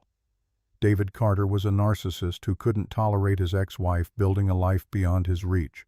The custody battle wasn't about Lily, it was about reminding Sophie that he could still hurt her, still reach into her world and destroy anything good she tried to create. The engagement was likely fabricated, the apartment probably temporary, the whole performance designed to destabilize Sophie until she broke. Nathan absorbed this analysis and felt rage crystallize into something colder and more focused. He asked Richardson what options they had for exposing David's true motivations. The attorney shook his head with the weariness of someone who'd fought these battles before. The family court system prioritized parental rights over parental history. Unless David actively harmed Lily during visitation, they had no grounds to restrict his access. Their best strategy was documenting everything, building a pattern of evidence for when, not if, David's facade cracked. Sophie stood abruptly, thanked Richardson for his representation, and walked out of the courthouse without looking at Nathan. He caught up with her on the steps where they'd stood a month ago, where she'd asked for space, and he'd given it despite the cost. She turned to face him with eyes that held too much damage to process. She told him this was over. She couldn't keep fighting David with borrowed money and borrowed lawyers while her daughter got caught in crossfire. The smart move was surrendering, letting David have his weekends, hoping his interest would fade once the novelty wore off. Maybe if she stopped resisting, he'd get bored and disappear again. Nathan's voice came out harder than intended. He asked if she really believed that if she thought appeasing a bully had ever worked in human history.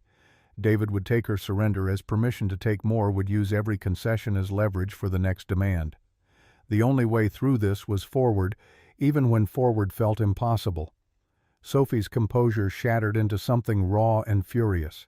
She asked what he knew about impossible, about making choices between bad options and worse ones, about living in a world where one person's cruelty could dismantle everything you'd built from nothing. He'd never struggled for anything in his privileged life, never had to choose between insulin and rent, never faced losing his child because he couldn't afford the right address. He had no idea what he was asking her to endure. The words landed like physical blows, and Nathan absorbed them without deflecting because they held enough truth to cut. He waited until Sophie's anger exhausted itself into something closer to despair before responding. He told her she was right. He'd never faced poverty or homelessness or the systematic cruelty of institutions designed to punish desperation. But he'd faced loss. He'd watched someone he loved disappear despite every advantage money could buy. He'd learned that wealth couldn't prevent suffering, only change its shape. He understood she was drowning. Understood that accepting his help felt like trading one form of dependence for another. But he needed her to understand something too. Rachel had taught him that the opposite of dependence wasn't isolation. It was interdependence. Letting people who cared about you share the burden wasn't weakness. It was survival. Sophie's face crumpled, and she pressed her hands against her eyes with the gesture Nathan had come to recognize as her holding line against breaking completely. She asked why he kept fighting for her, what he got from inserting himself into a disaster that wasn't his responsibility. The question carried genuine confusion, as if the concept of someone helping without expecting payment remained foreign despite weeks of evidence. Nathan told her the truth that had been crystallizing through weeks of careful distance and forced boundaries. Emma needed Lily. His daughter had spent 3 years moving through life like a ghost, polite and quiet, and afraid to want things that might disappear. Then Lily arrived, and Emma remembered how to laugh, how to play, how to be a child instead of a miniature adult managing her father's grief. Protecting them wasn't charity, it was gratitude for giving his daughter back her childhood. But there was more, and Nathan made himself say it even though the timing was terrible and the circumstances were worse. He cared about Sophie, cared in ways that went beyond friendship or employer relationships or whatever clinical term they'd been using to describe the connection that had developed despite their best efforts. He wasn't asking her to reciprocate or to complicate her already impossible situation. He just needed her to know that his investment in her well-being was personal, not transactional. Sophie stared at him with something that looked like pain mixed with longing. She told him he couldn't say things like that, couldn't offer emotional complications when she barely had capacity to survive the practical ones. If he cared about her, he'd give her the space to handle David's latest assault without adding the weight of navigating whatever this was between them. Nathan agreed because arguing would prove he didn't respect the boundaries she needed. He told her the legal support would continue regardless of personal complications, that Richardson was already building strategy for the next inevitable motion. Sophie accepted with a nod that felt like dismissal, and Nathan watched her walk toward the subway entrance that would take her back to Dorchester and the studio apartment where she'd break down without witnesses. The first overnight visit happened 3 days later. Sophie dropped Lily off at David's apartment building in Quincy with a bag containing insulin supplies, glucose monitoring equipment, emergency contact numbers, and instructions detailed enough to qualify as a medical textbook. David accepted the bag with practiced charm and assured Sophie that his fiancée was fully prepared to handle Lily's needs. The woman standing behind him, blonde, young, wearing the patient smile of someone performing rather than feeling confirmed, she'd taken a diabetes management course specifically for this. Sophie crouched to Lily's level and promised to pick her up Sunday evening at exactly 6 o'clock. Lily nodded with the resigned acceptance of a child who'd learned that adult decisions happened regardless of her preferences. She hugged her mother with desperate tightness before David gently but firmly separated them. Nathan knew about the exchange because Sophie called him from her car afterward, crying too hard to drive safely. He stayed on the phone while she sobbed through explanations of how Lily had looked back 3 times walking into the building, how David's smile had been triumphant rather than paternal, how the fiancé's eyes had been cold despite her warm words. He listened without trying to fix anything because some situations couldn't be fixed, only endured. Sophie spent the weekend in her apartment, unable to eat or sleep or function beyond texting Lily every few hours to check blood sugar levels. David responded to the first 3 texts with patronizing reassurance that everything was fine. After that, he stopped responding entirely, letting Sophie's messages pile up unanswered while her panic escalated. Nathan called Sunday morning to check on her and found someone barely holding together. Sophie's voice was hoarse from crying, her words coming in fragmented bursts between breaths that sounded like drowning. She was supposed to trust David with their daughter for 48 hours, but he wouldn't answer. Her texts wouldn't confirm that Lily's blood sugar was stable, wouldn't provide the basic reassurance that their child was alive and safe. Nathan offered to drive to Quincy to knock on David's door and demand updates. Sophie refused with the desperate awareness that any interference would be used against her in court. She had to endure this weekend and every weekend after without showing fear or doubt, had to pretend she believed David was a competent parent despite every instinct screaming otherwise. Nathan stayed on the phone with her for 3 hours, talking about nothing and everything while she paced her small apartment and tried to breathe through panic. He told her stories about Emma's latest school project, about the hotel guest who'd tried to check in with a peacock as an emotional support animal, about the board meeting where he'd had to explain why quarterly profits were down 0.5%. The words didn't matter. The connection did. Sophie's breathing gradually steadying her voice, losing its edge of hysteria, her existence narrowing to the present moment instead of catastrophic futures. 6 o'clock arrived with agonizing slowness. Sophie parked outside David's building at 5:40 and waited with her hands gripping the steering wheel hard enough to hurt. At 6:15, when no one had emerged, she called David. He answered on the fourth ring with exaggerated patience, reminded her that visitation ended at 6, but traffic was unpredictable, suggested she learn to relax. He'd have Lily downstairs when he had Lily downstairs. Lily appeared at 6:30, walking slowly beside David with shoulders hunched and eyes downcast. Sophie was out of her car before they reached the sidewalk, her hands running over her daughter, checking for visible harm. Lily submitted to the inspection without speaking, her usual brightness dimmed to something gray and tired.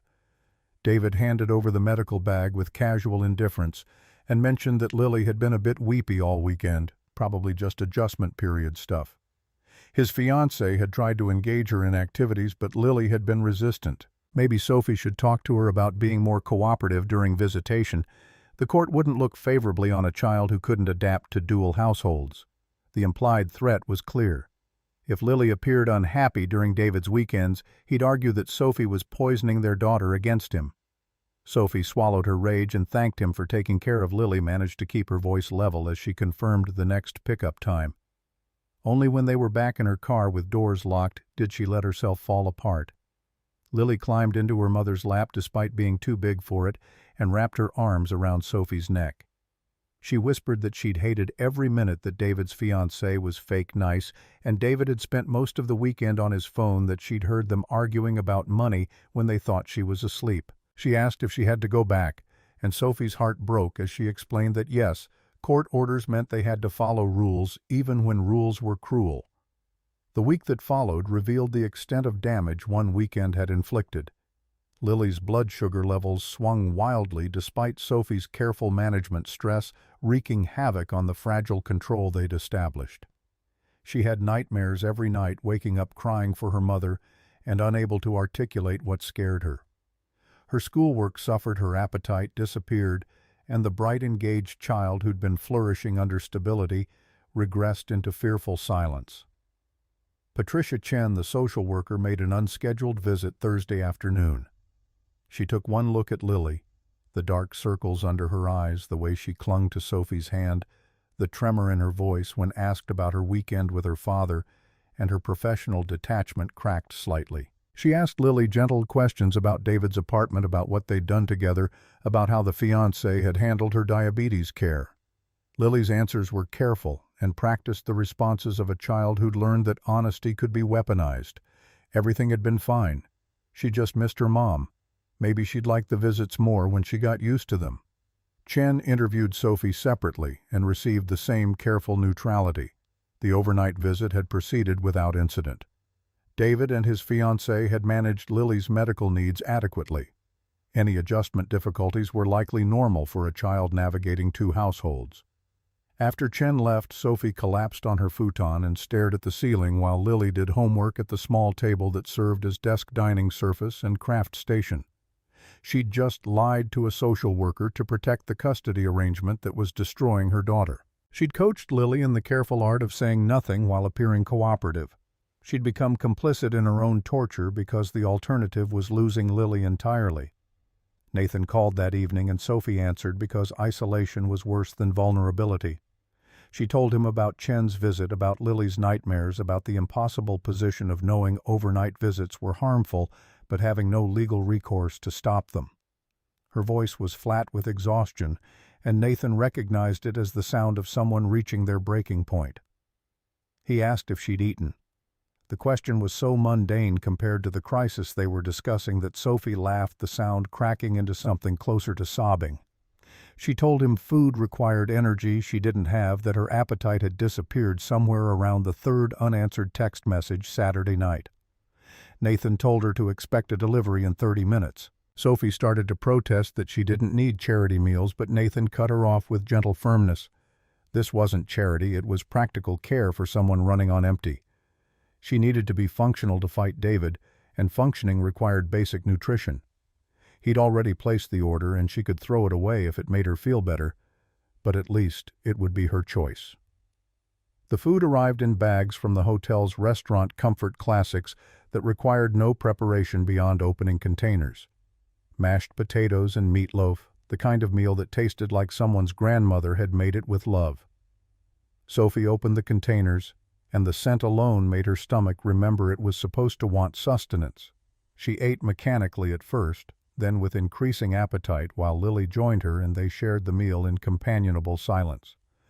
After Lily was asleep, Sophie called Nathan back. She told him the food had helped more than it should have, that she knew he was trying to take care of her without making it obvious, that his kindness was simultaneously what kept her going and what made her feel guilty for accepting it. Nathan asked what she had to feel guilty about. Sophie's answer came slowly, each word weighted with the complexity of emotions she'd been trying to suppress. She felt guilty for leaning on him when he deserved better than her disaster of a life. Guilty for letting Emma and Lily get attached when the custody situation might tear them apart at any moment. Guilty for wanting things she had no right to want: stability, partnership, the kind of future where she wasn't just surviving but actually living. Nathan told her that guilt was a luxury she couldn't afford, that survival sometimes meant accepting help without shame, that wanting a better future wasn't selfish. His voice carried conviction that Sophie desperately needed to believe. She asked how he'd gotten so good at this, at knowing what to say when everything felt impossible. The answer was Rachel. She'd dragged him through his own impossible situations. His father's early death, the pressure of inheriting a business empire at 25, the suffocating expectations of being a Drake in a city where that name carried weight and obligation.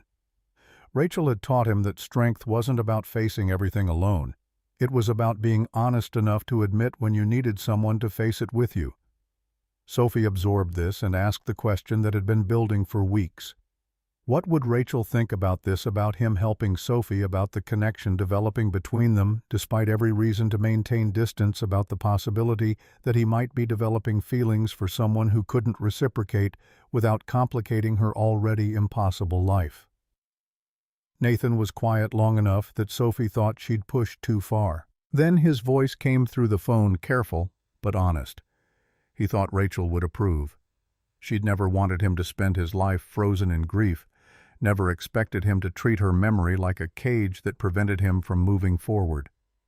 She'd made him promise in those final weeks that he'd let himself love again when he was ready, that he'd teach Emma that loss didn't mean stopping, that hearts broken open could heal bigger than before. He wasn't saying he expected anything from Sophie, wasn't putting pressure on her to reciprocate feelings she might not have or couldn't afford to explore. He just needed her to know that whatever this was between them, friendship or something more complicated, it wasn't a betrayal of Rachel. It was honoring what she'd taught him about showing up for people who mattered. Sophie's breath caught, and Nathan heard the shift in her breathing that meant tears. She told him she didn't know what to do with that honesty, how to hold the weight of his feelings when she could barely carry her own. But she was grateful for it, for him, for the reminder that the world contained people who showed up even when showing up cost them something. They ended the call without resolving anything, because some conversations existed to acknowledge complexity rather than simplify it. Sophie went to bed feeling fractionally less alone, and Nathan stood at his window watching city lights blur through snow that had started falling again. March weather refusing to commit to spring. The second overnight visit approached with mounting dread that Sophie couldn't hide from Lily despite her best efforts. Her daughter's anxiety manifested in stomach aches and headaches that had no physical cause, in clinginess that made drop-off at school a tearful ordeal, in questions about whether she really had to go back to Daddy's apartment. Sophie maintained the fiction that visitation was important and normal, while privately researching every legal avenue to challenge the arrangement. Richardson's response to her inquiries was professionally sympathetic and practically discouraging. They had no grounds to modify the custody order without evidence of harm. Lily's emotional distress didn't meet the legal threshold, and David's adequate if impersonal care couldn't be challenged without proof of neglect or abuse. Their only option was documenting everything and hoping David made a mistake egregious enough to warrant intervention. The Friday before the second visit, Sophie received a call from an unknown number. The voice on the other end was female, young and shaking with the particular tremor that came from conscience overwhelming self-preservation.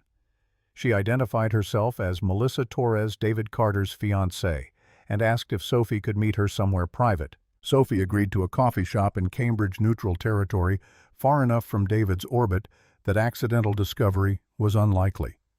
Melissa arrived looking younger than her 26 years, her kindergarten teacher wardrobe slightly rumpled and her eyes carrying the red-rimmed evidence of recent crying. She ordered coffee she didn't drink and spent 5 minutes arranging sugar packets before finding courage to speak. The engagement was fake. David had paid her $2,000 to pretend to be his fiancée for the custody hearings, had coached her on what to say about her diabetes management experience and her eagerness to provide maternal influence. The apartment was a short-term rental that David couldn't actually afford. He'd been living with his mother in Braintree and moved temporarily to create the appearance of stability. Melissa had gone along with it because she needed the money to pay off student loans, because David had promised it was harmless, because he'd convinced her that Sophie was a bad mother who'd alienated Lily from her father. But spending a weekend with Lily had revealed the lie. The girl was terrified of David, uncomfortable in the apartment, desperately homesick for her mother. Melissa had watched David ignore his daughter except when practicing the performance of engaged father, had seen him pocket Lily's insulin supplies to return the minimum amount necessary, had heard him on the phone bragging about how this custody battle would bankrupt his ex-wife. Sophie listened with mounting horror and desperate hope. She asked if Melissa would testify to this in court, would provide evidence of David's fraud. Melissa hesitated, clearly terrified of David's reaction but unable to continue participating in cruelty. She agreed to speak with Sophie's attorney to provide documentation of the money David had paid her to tell the truth about what she'd witnessed. Sophie called Richardson immediately and relayed the conversation. The attorney's response was cautiously optimistic. This evidence could be grounds for emergency modification of the custody order, but they needed to move quickly before David discovered Melissa's defection and convinced or threatened her into recanting. The emergency hearing was scheduled for the following Tuesday. Richardson filed a motion citing new evidence of fraud and deception in the original custody proceedings, requesting immediate suspension of David's visitation pending investigation. The motion outlined Melissa's testimony in clinical detail and included bank records showing David's payment to her text messages discussing the fabricated relationship and a sworn affidavit from Melissa attesting to the entirety of David's deception. David responded with his own emergency motion claiming Sophie had harassed and bribed his fiancée into making false accusations. He painted Melissa as an unstable woman who'd become jealous when he'd ended their relationship, who'd fabricated stories to hurt him out of spite. His lawyer submitted character references from his employer and his mother, both testifying to his reformed character and genuine desire to parent his daughter. The hearing devolved into competing narratives of truth and deception. Melissa took the stand and told her story with the raw honesty of someone who'd made a terrible choice and was trying to make it right. David's lawyer tore into her credibility, highlighting her financial desperation and suggesting Sophie had offered more money than David had paid. Melissa held firm, her testimony unwavering despite aggressive questioning. David took the stand and performed remorse and confusion he'd genuinely cared for. Melissa was devastated that she'd turned against him, couldn't understand why his ex-wife would go to such lengths to deny him a relationship with his daughter. The performance was polished enough to create doubt. Sophie testified last, and Richardson guided her through the evidence methodically. The timeline of David's apartment rental. The suspicious timing of his sudden engagement to someone with convenient diabetes expertise. The deterioration in Lily's mental and physical health following overnight visits. The pattern of David's behavior over years, appearing when Sophie achieved stability, disappearing when she had nothing left to take. The judge listened to everything with the weary expression of someone who'd seen too many variations on this theme. She announced she'd review the evidence and issue a ruling within 48 hours. Until then, overnight visitation was suspended and David was limited to supervised day visits. Sophie left the courthouse feeling like she'd been wrung dry of every emotion except exhausted hope. Nathan was waiting in the hallway despite knowing he couldn't enter the courtroom, and Sophie walked directly into his arms without thinking about propriety or boundaries or what the gesture meant. He held her while she shook with the aftermath of adrenaline and fear, his hand steady against her back, and his voice murmuring reassurances she desperately wanted to believe. Richardson joined them with cautious optimism. Melissa's testimony had been compelling, and the financial evidence was difficult to dispute. If the judge ruled in their favor, it would set precedent for future motions. David would have significantly reduced credibility in any subsequent custody challenges.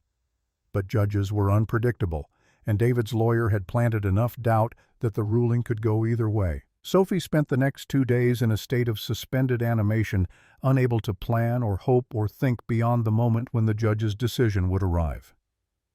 Nathan kept Emma and Lily occupied with activities at the hotel, giving Sophie space to fall apart privately while ensuring the girls didn't absorb the anxiety saturating the adults around them. The ruling came via email at 4:30 Wednesday afternoon. Sophie was at work treating a guest's minor burn injury when her phone buzzed with Richardson's message. She finished bandaging the burn on autopilot, excused herself to the supply closet, and opened the attachment with hands that wouldn't stop shaking. The judge had found credible evidence of fraud and deception in David's custody petition. Overnight visitation was permanently revoked pending David's completion of supervised visitation program and psychological evaluation. The court was referring David's actions to the district attorney for potential criminal charges related to filing false statements in family court. Sophie would retain primary physical custody with sole legal decision-making authority. David's supervised visitation would occur twice monthly at a court-approved facility, and any future modification requests would require extraordinary evidence given his documented pattern of deception. Sophie read the ruling 3 times before her brain processed what it meant. She'd won. Not just temporarily, not just partially, but decisively enough that David's ability to terrorize her through the legal system was effectively neutralized. The victory felt too big to hold, too fragile to trust, too overwhelming to process. She called Nathan, and the words came out incoherent through tears that were relief and shock and the release of months of accumulated terror. Nathan told her to stay where she was. He'd be there in 2 minutes. He found her still in the supply closet, still crying, still holding her phone like it contained magic instead of just favorable text from a family court judge. He pulled her into his arms and let her cry until the tears exhausted themselves. Then he told her she needed to tell. Lily needed to give her daughter the news that she was safe, and the court had protected them, and the weekends with David were over. Sophie nodded and pulled herself together with visible effort, aware that her breakdown was a luxury Lily couldn't afford to witness. They found Lily and Emma in the game room playing with dolls and laughing over some private joke only they understood. Sophie crouched beside her daughter and told her carefully that the judge had decided she wouldn't have to stay at her father's apartment anymore. She'd still see him sometimes, but always with other adults present to make sure everyone stayed safe. Lily's face transformed with relief so profound it hurt to witness. She asked if this meant she could stay with her mom forever, and Sophie confirmed with a voice that only shook slightly. Lily threw her arms around Sophie's neck and whispered thank you over and over, gratitude that belonged to forces larger than Sophie's individual effort, but landed on her anyway. Emma watched the reunion with the particular intensity of a child processing adult emotions she didn't fully understand. She asked if Lily was happy now, if the bad thing was over. Nathan told his daughter that yes, the difficult situation had gotten better and their friends were going to be okay. That evening, after Lily was asleep and Sophie had called her mother in Ohio to share the news and cried through a conversation about coming home for a visit. She sat in her studio apartment and let herself feel the full weight of the victory. She'd survived David's assault on her custody, had protected Lily from a system designed to prioritize parental rights over parental character, had proven that sometimes justice actually worked. The exhaustion that followed felt different from the grinding desperation that had defined recent months. This was the exhaustion of someone who'd been holding a crushing weight and could finally set it down. Sophie let herself imagine a future beyond the next crisis, let herself consider possibilities that didn't involve constant vigilance against the next disaster. Her phone rang with Nathan's number, and she answered with a smile he could probably hear through the line. He asked how she was doing now that the adrenaline had worn off. Sophie told him the truth. She felt lighter than she had in years, like gravity had been secretly increased, and someone had just restored normal atmospheric pressure. Nathan's relief was audible in his voice. He told her he'd been terrified the ruling would go the other way, that he'd been preparing arguments for appeals and backup plans for worst-case scenarios.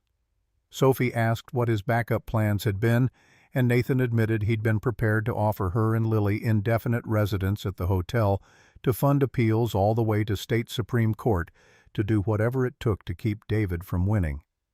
The casual way he mentioned these potential interventions made Sophie's chest tight with emotion she didn't have words to name. She asked why he kept doing this, kept showing up and offering support, and treating her struggles like they mattered to him. The question wasn't accusatory. It was genuine confusion from someone still learning that care didn't always come with conditions. Nathan's answer was simple and devastating in its honesty. Because watching her fight reminded him what courage actually looked like. Because Emma had come alive around Lily in ways that made him realize how much of his daughter he'd been missing while trapped in his own grief. Because somewhere between Christmas Eve and now, Sophie and Lily had stopped being strangers, he was helping, and become people he couldn't imagine his life without. The words hung between them through the phone connection, weighted with implications neither of them was ready to fully explore. Sophie told him she didn't know what to do with feelings that complicated how to navigate caring about someone when her entire focus had been survival for so long that she'd forgotten how to imagine thriving. Nathan told her she didn't have to figure it out tonight, didn't have to have answers for questions they'd barely admitted to asking. The custody battle was over. She had time now, time to breathe, time to heal, time to consider what came next without it being dictated by crisis. Sophie accepted this with gratitude that went deeper than words. They ended the call with mutual agreement to let things settle, to let the immediate victory be enough, without complicating it with emotional analysis. But Sophie lay awake long after thinking about the way Nathan's voice had sounded when he'd said he couldn't imagine his life without them, about the possibility that maybe survival could evolve into something more. The following Saturday, Nathan invited Sophie and Lily to dinner at the hotel's restaurant, a celebration of the custody victory that had been too long coming. Sophie accepted with the understanding that this was friendship, not a date, that Emma and Lily's presence made it a family gathering rather than romantic overture. The restaurant specialized in elevated comfort food, and the chef prepared a special menu for the occasion. Emma and Lily sat together giggling over shared secrets, while Sophie and Nathan navigated conversation that felt simultaneously natural and charged with unspoken possibilities. They talked about Emma's upcoming spring concert and Lily's improved blood sugar control and the hotel's renovation plans. They carefully avoided discussing feelings or future, or the way Nathan's hand had lingered when helping Sophie with her coat. Halfway through the meal, an older couple approached their table with the tentative politeness of people interrupting a private moment. The woman addressed Nathan by name, and he stood with the automatic courtesy of someone raised with impeccable manners. She introduced herself as Helen Bennett, and the man beside her was Thomas Bennett, Rachel's parents, visiting from Charleston. The introduction landed like a shockwave. Nathan went rigid with surprise, clearly not having expected his in-laws to appear unannounced. Emma jumped up to hug grandparents she hadn't seen in over a year, and Thomas and Helen embraced their granddaughter with the restrained emotion of people who'd stayed away because grief made presence unbearable. Helen's eyes moved from Emma to Lily to Sophie, cataloging the scene with the sharp assessment of a woman trained to read social dynamics. She asked if they were interrupting a family dinner, and the question carried layers of meaning that made Nathan's jaw tighten. He introduced Sophie as a friend and colleague, Lily as Emma's best friend. The words were technically accurate and felt like erasure of everything that actually mattered. Sophie stood and extended her hand with professional courtesy, aware that she was being evaluated and found lacking according to metrics she couldn't control. Helen's handshake was brief and cool. Thomas was warmer, but clearly deferring to his wife's judgment. They'd come to Boston on impulse, wanted to see Emma, hoped Nathan wouldn't mind the surprise visit. Their eyes said they'd heard things, probably from Margaret Drake, possibly from hotel staff, certainly from some source that had painted Sophie's presence in Nathan's life as concerning. Nathan invited them to join the table with the strained hospitality of someone cornered by obligation. Helen accepted, and the meal transformed from celebration into performance. Sophie watched Nathan navigate between his daughter's joy at seeing her grandparents and the visible tension radiating from his in-laws. Emma chattered about school and friends, and how Lily was teaching her to draw oblivious to undercurrents. Lily was quieter, sensing adult disapproval, even if she didn't understand its source. She asked Sophie in a whisper if they should leave, and Sophie's heart broke at her daughter's instinct to remove herself from situations where she wasn't wanted. She assured Lily they were fine, that sometimes grown-ups were complicated, but it had nothing to do with her. Helen asked Sophie how long she'd worked at the hotel where she'd trained, whether she enjoyed Boston. The questions were polite and pointed, designed to establish that Sophie was staff rather than equal. Sophie answered honestly because lies would only make things worse. UMass Boston nursing program, working at the hotel for 3 months, finding Boston challenging but worthwhile. Thomas asked about Lily's father with the casual cruelty of someone who already knew the answer. Sophie kept her voice level as she explained that Lily's father wasn't involved in their lives. The judgment in Helen's eyes was unmistakable. Another single mother, another broken family, another situation that deviated from proper social order. Nathan tried to redirect the conversation to safer topics, but the damage was done. The dinner concluded with forced pleasantries and Helen's suggestion that they'd love to spend time with Emma tomorrow, perhaps take her to the park or the aquarium, give Nathan a chance to handle whatever business required his attention. After the Bennetts left, Sophie stood to gather Lily and make their own exit. Nathan caught her hand, his grip gentle but urgent. He apologized for his in-laws' behavior, for the interrogation disguised as polite conversation, for the way they'd made her feel unwelcome. Sophie told him she understood. They'd lost their daughter and wanted to protect their granddaughter from anyone who might represent change or threat. She didn't take it personally, even though it stung. Nathan's frustration was visible in the tightness around his eyes. He told her he'd speak with Thomas and Helen would make clear that Sophie was important to him and Emma, that their judgment was neither requested nor welcome. Sophie asked him not to, her voice soft but firm. Fighting with his in-laws over her would only create more problems. Rachel's parents deserved grace in their grief, deserved the right to protective instincts even when those instincts were misdirected. Sophie had survived worse than disapproval from strangers who didn't know her.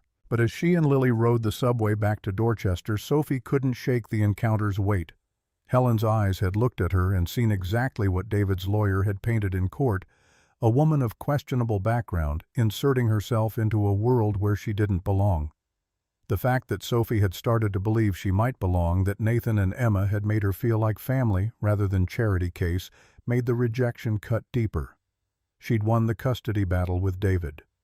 But the larger war, the one about whether someone like her could build a life that included someone like Nathan, felt more complicated than any judge could rule on.